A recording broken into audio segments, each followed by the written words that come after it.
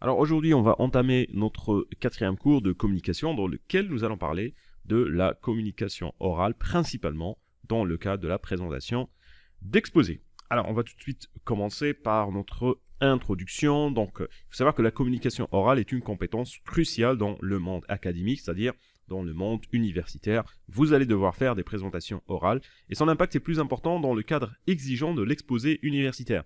Donc la communication scientifique, principalement orale, vous allez devoir la faire quand vous faites un exposé. Vous ne pouvez donc pas juste préparer un manuscrit ou préparer un PowerPoint, vous devez le présenter oralement. Du coup, c'est une compétence qui va bien au-delà de la simple transmission d'informations, donc il ne suffit pas seulement de juste collecter des informations pour les transmettre, elle requiert l'art subtil de captiver un public, donc de garder l'attention d'un public, de transmettre des idées complexes de manière claire et de susciter l'intérêt tout en maintenant une rigueur académique. Ça, ce sont les points les plus importants en ce qui concerne une communication orale scientifique. C'est le fait de, premièrement, transmettre l'information, ça c'est le plus simple, mais aussi réussir à captiver un public pour qu'il vous suive, pour qu'il garde l'attention, transmettre des idées complexes, parce que évidemment, ça ne va pas être un exposé simple, vous allez devoir exposer des idées qui sont généralement assez complexes, de manière claire, vous allez devoir les présenter clairement, et garder l'intérêt, tout en maintenant, une rigueur académique. C'est-à-dire, on ne va pas faire un exposé comme si on était en train de discuter avec un ami. Il y a certaines règles à suivre quand on va faire une présentation orale. Alors, qu'est-ce qui complique un exposé oral? Vous voyez que j'ai fait une petite erreur ici d'animation, mais bon, on va passer rapidement. Donc, ce qui va compliquer un exposé oral, c'est principalement le manque de préparation. C'est quand on s'est mal préparé, un peu ce que j'ai fait ici en oubliant les animations ici. Mais bon, donc le manque de préparation, il existe deux manques en fait de préparation. C'est soit une insuffisance dans la préparation de son sujet ou une insuffisance dans la préparation de la présentation en elle-même. Et c'est deux choses qui sont différentes. Si on a une insuffisance dans la préparation du sujet, ça va mener à des erreurs factuelles. C'est-à-dire en fait vous n'avez pas pris le temps de bien préparer votre sujet. Du coup, vous allez faire des erreurs, c'est logique.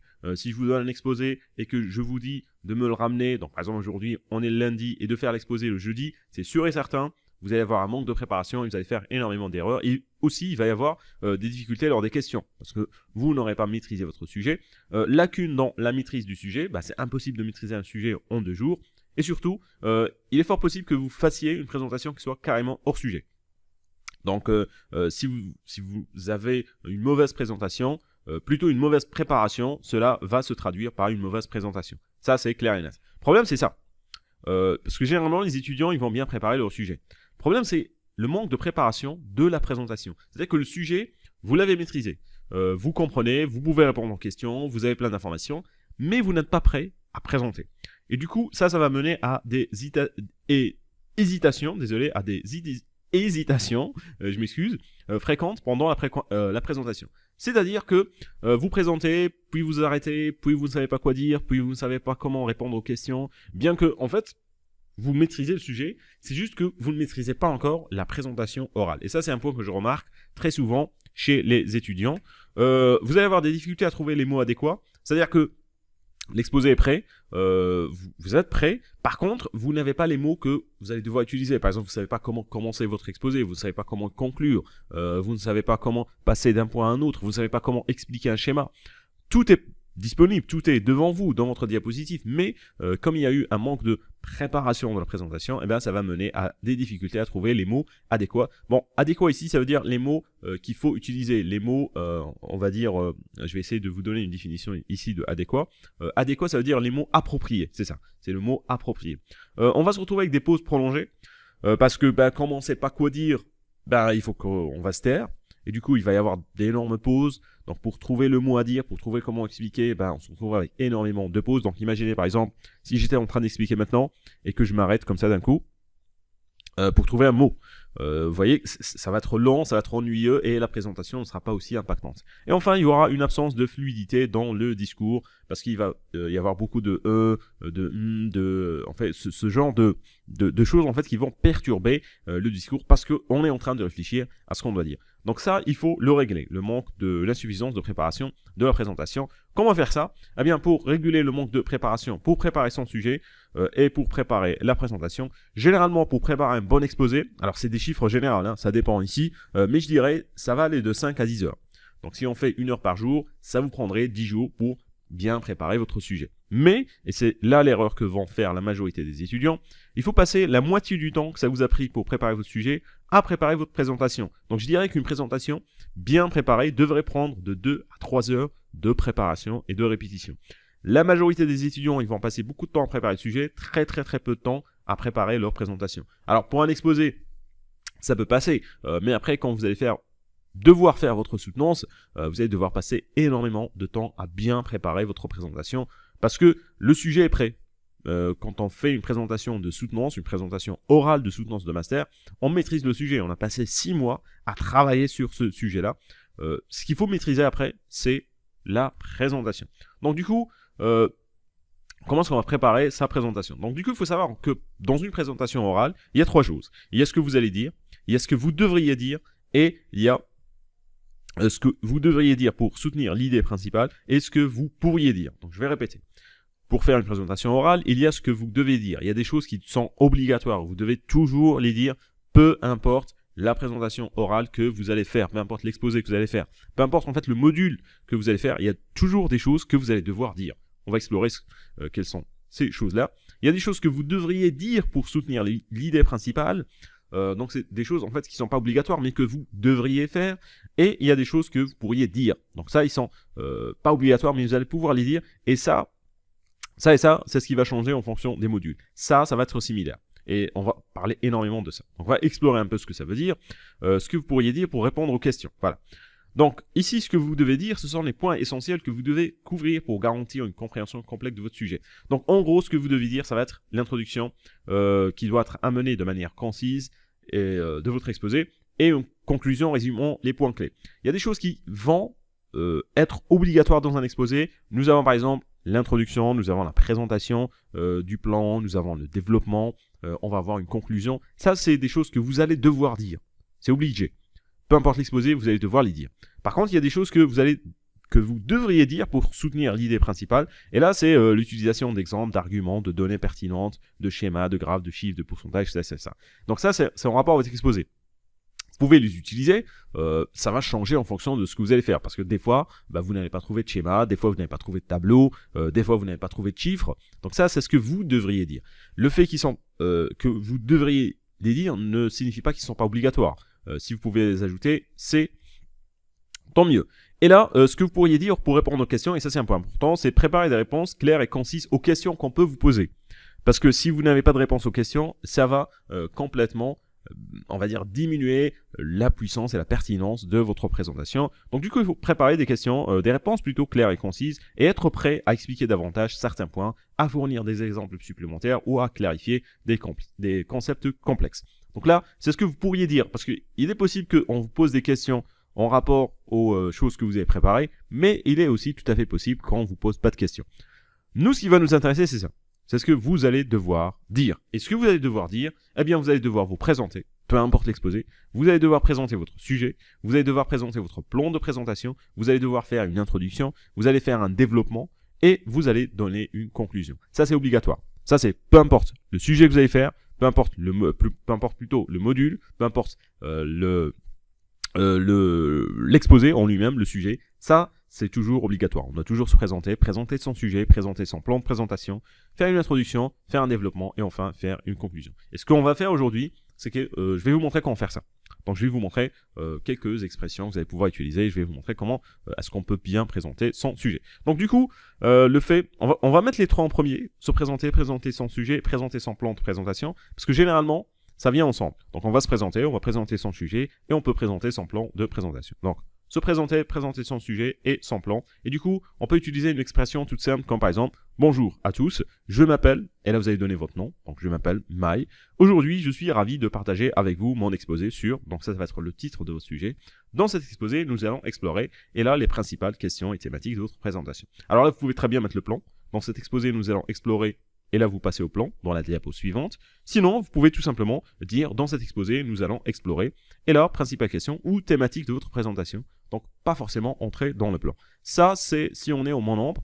Si on est en binombre, on peut dire « Bonjour à tous, moi », donc nom du l'étudiant 1, et mon collègue étudiant 2, il peut se présenter lui-même, ou vous pouvez présenter « Allons vous présenter aujourd'hui notre travail sur Donc là, vous avez donné votre sujet. Dans cet exposé, nous allons détailler les points suivants. Et là, vous pouvez donner votre plan, ou vous pouvez dire, dans cet exposé, nous allons explorer, etc. etc., etc.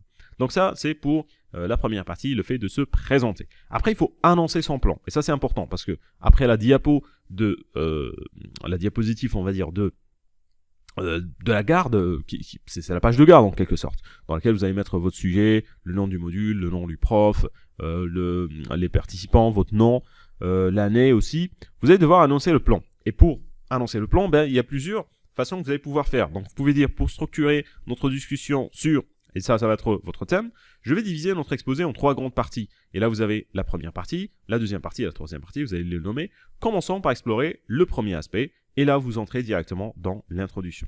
On peut aussi dire, j'ai organisé notre présentation en plusieurs sections afin de traiter de manière approfondie les différents aspects de, et là vous allez donner votre sujet, nous débuterons par première partie, puis nous nous pencherons sur, là vous avez parlé de la deuxième partie, et enfin nous conclurons par troisième partie. Conclurons, ça peut être aussi nous conclurons par une conclusion, ou une troisième partie, et puis après parler de la conclusion. On peut aussi annoncer le plan en disant, notre exposé suivra une progression logique en 3 étapes. Étape 1, vous allez dire ce que c'est, étape 2, vous allez dire ce que c'est, et enfin, étape 3, vous allez dire ce que c'est. Commençons par examiner le premier point, et là vous entrez dans l'introduction. Donc d'autres exemples ici pour vous donner des idées, afin de couvrir de manière exhaustive notre sujet, donc de manière complète ici, exhaustive, c'est ce que ça veut dire. Nous allons le décomposer en plusieurs parties, donc là vous allez donner le nombre principal, donc ça sera, nous allons le décomposer en 3, en 4, en 5 parties principales.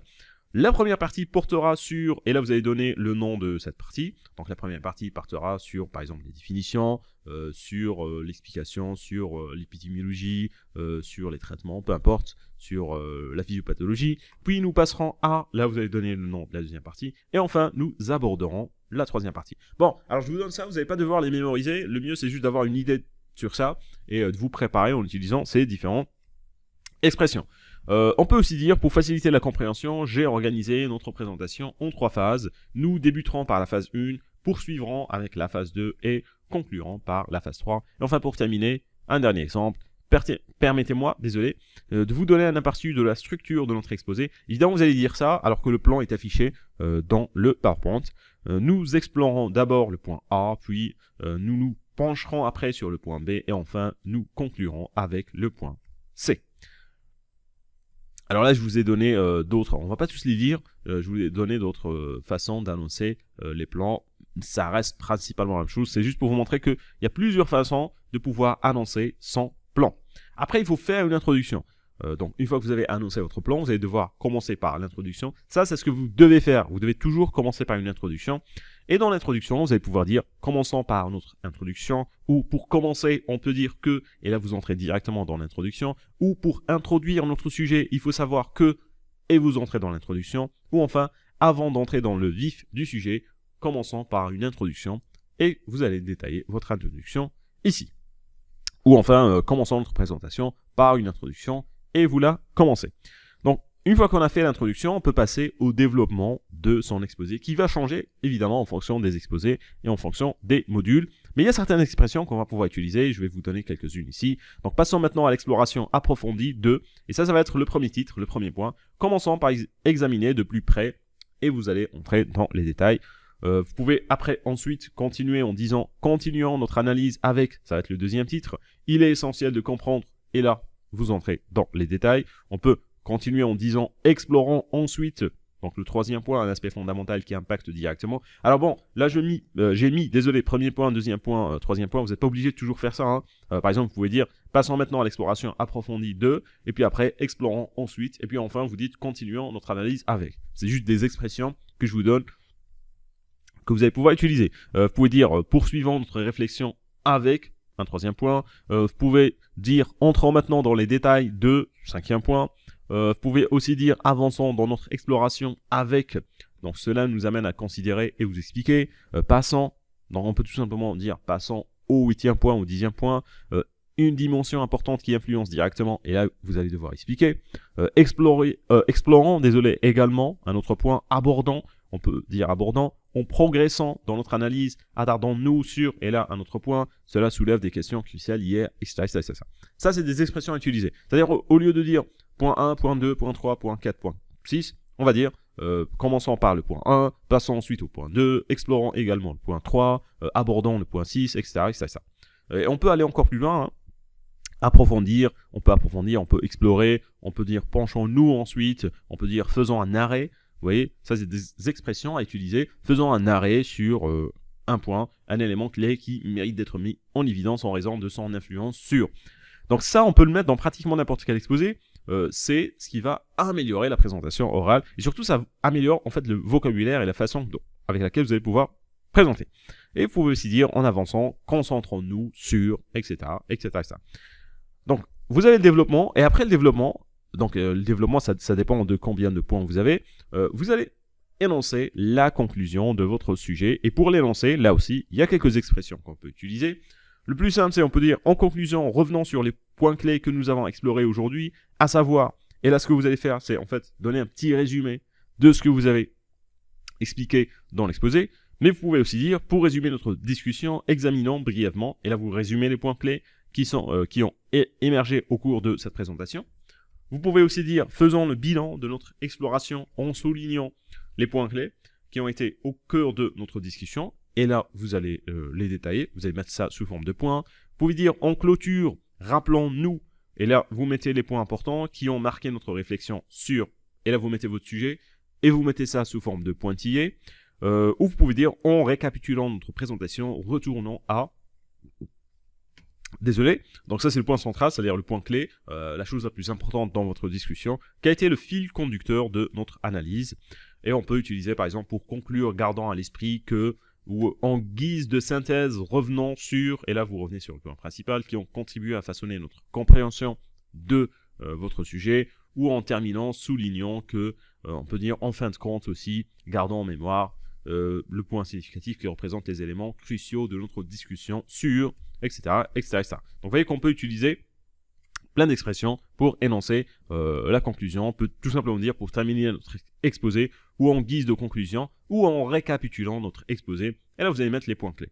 Alors je ne vais pas entrer dans les détails de ce qu'il faut faire et ce qu'il faut dire dans une conclusion, parce que ça revêt de la méthodologie.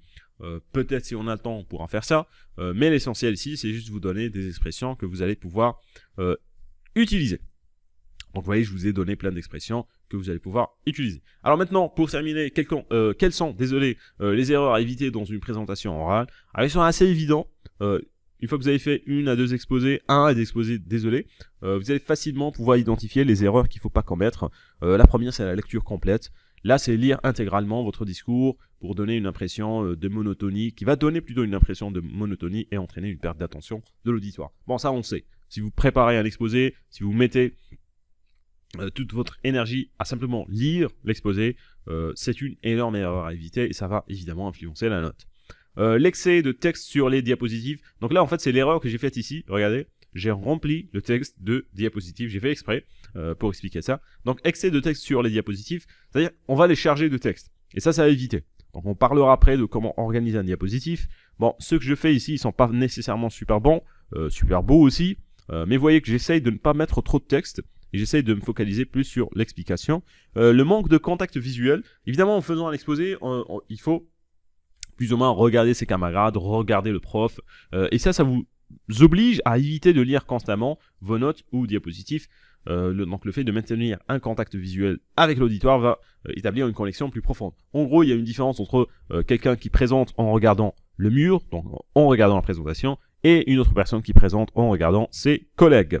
Mauvaise gestion du temps. Donc là, c'est soit parler énormément et dépasser le temps, ou ne pas respecter le temps qui vous a été donné. Donc par exemple, on vous donne 10 minutes, vous terminez votre exposé en 5 minutes, ou on vous donne 10 minutes et vous dépassez les 10 minutes, vous vous retrouvez à 15 minutes. Donc il faut bien avoir une gestion du temps. Et la gestion du temps, eh bien, on va bien la gérer quand on fait une bonne préparation de sa présentation. Parce que si on prépare sa présentation, ça veut dire qu'on va faire des répétitions et ça veut dire qu'on va pouvoir se chronométrer.